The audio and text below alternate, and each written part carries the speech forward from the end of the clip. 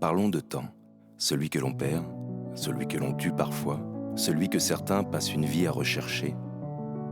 Non loin du Val-de-Loire se trouve un village mythique grâce à Marcel Proust. Illier-Combray, inspiration de Combray, le décor d'ouverture de À la recherche du temps perdu. Enfant, Proust passait ses vacances chez son oncle et sa tante dans la maison dite de Tante Léonie.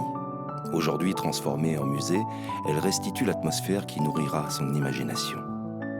Dans Du côté de chez Swann, il écrit « Combray, de loin, à 10 lieues à la ronde, vu du chemin de fer quand nous y arrivions, la dernière semaine avant Pâques, c'était au haut d'un plateau, serré autour de son église, un gros village au toit brun, rond ou pointu, et qui même de loin avait déjà le charme de Combray parce qu'il était plein de clochers sonnants à toute volée et de toits bruns.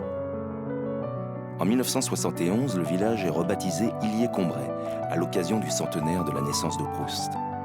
Le Loir le traverse et le jardin du Pré-Catelan, celui de l'oncle et de la tante, est aujourd'hui monument historique et jardin remarquable.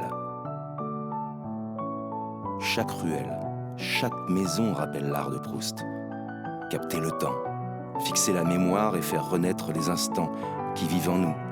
Illier-Combray, la vallée du Loir, offre un véritable écrin de souvenirs et de poésie, où littérature, histoire et paysage se rencontrent.